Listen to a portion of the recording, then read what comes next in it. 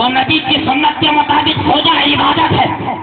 گفتگو کر تو نبی کی سنت کے مطابق عبادت ہے، لباس پہن تو نبی کی سنت کے مطابق عبادت ہے، چل تو نبی کی سنت کے مطابق عبادت ہے۔ ارے احمد رضا کو یوں ہی نہیں شہرت مل گئی، بلکہ احمد رضا کی زندگی کا لمحہ لمحہ بولا نبی نبی، گوشہ گوشہ بولا نبی نبی، ہر گھڑی بولی نبی نبی، اور جب قلم اٹھا اور جب قلم چلا تو احمد رضا کا قلم بولا سب سے اعلیٰ والا ہمارا نبی، سب سے اعلیٰ والا ہمارا نبی۔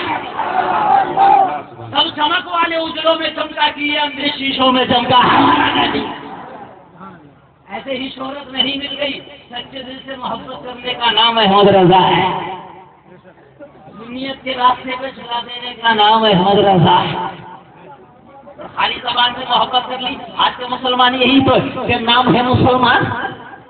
نام بھی عبداللہ ہوگا، محمد فرقان ہوگا، محمد بلال ہوگا، لیکن کام ایسا ہوگا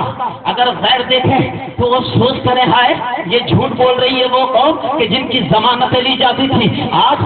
امانت میں خیانت کر رہی ہے وہ قوم کہ جس کے پاس امانتیں رکھی جاتی تھی، آج نبی کی محبت میں ملاوٹ کر رہی ہے وہ قوم کہ جس کی محبتوں کو لے کے لوگ قسمیں کھایا کرتے تھے۔ وہ اٹھاؤ تاریخ اسلام کا وہ پہلا چیپٹر، آپ کو پتا چلے گا کہ جب مکہ کے حجاز مقدس کی سرزمین پر آمنہ کا لال آیا اور آنے کے بعد میں ایک نعرہ لگایا، انا محمد رسول اللہ، اے لوگوں میں اللہ کا آخری نبی ہوں، اے لوگوں میں اللہ کا آخری رسول بن کے چمکا ہوں، آؤ مجھے مانو، ایک رب کی عبادت کرو۔ اے لوگوں غور کرو، امیہ نے انکار کیا، ابو جہل نے انکار کیا، ابو لہب نے انکار کیا، عتبہ نے انکار کیا، شیبہ نے انکار کیا، لیکن جب میرے آقا نے اعلان کیا تھا تو ایک بلال کی ذات تھی، حضرت بلال نے سنا تو سننے کے بعد میں اقرار کر لیا، اور حضرت بلال نے یہی جواب دیا تھا، اے مکہ والو بلال کے سوال کا جواب دو، جو انسان 40 سال کی لائف میں کبھی جھوٹ نہ بولا ہو، ارے وہ آج کیا جھوٹ بولے گا؟ جو 40 سال تک وعدہ خلافی نہ کیا ہو، ارے وہ آج کیا دھوکہ دے گا؟ جو 40 سال تک امانت میں خیانت نہ کیا ہو، ارے وہ آج کیا غلط بولے گا؟ جو 40 سال تک جھوٹ نہ بولا وہ آج بھی جھوٹ نہیں بولے گا، ارے جس نے 40 سال تک سچ کہا آج بھی وہ سچ کہہ رہا ہے۔ اگر اپنے آپ کو یہ نبی بولتے ہیں تو مان لو یہ نبی ہے۔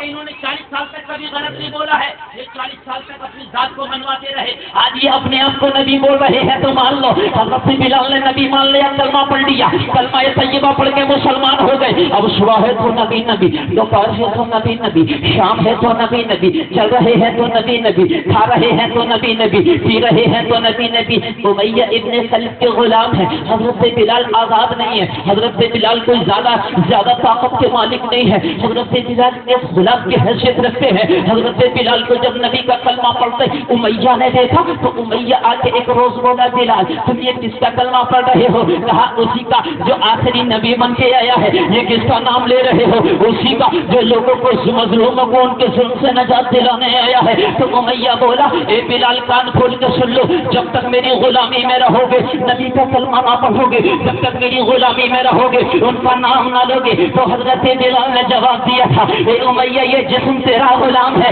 لیکن اس دل کو تو آمنہ کے لال کے نام کر دیا ہے۔ اگر اس دل پہ کسی کی حکومت چلے گی تو آمنہ کے لال کی چلے گی، اگر اس دل پہ کسی کی حکومت چلے گی تو مکہ کے ہلال کی چلے گی۔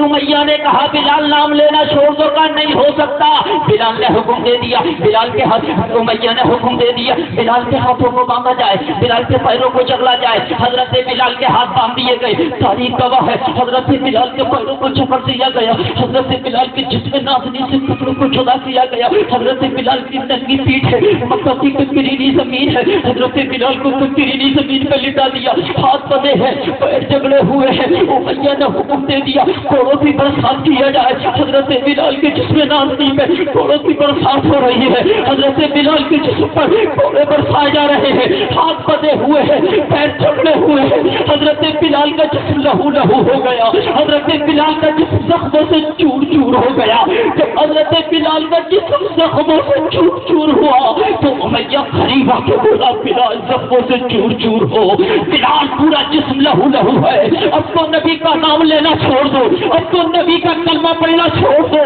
تو امیہ سے بلال کا ایمان بولا، اے امیہ کان کھول کے سن لے، وہ کوئی اور ہوگا جو اپنا ایمان دے دے گا، نبی کا چاہنے والا نبی پہ جان دے دے گا۔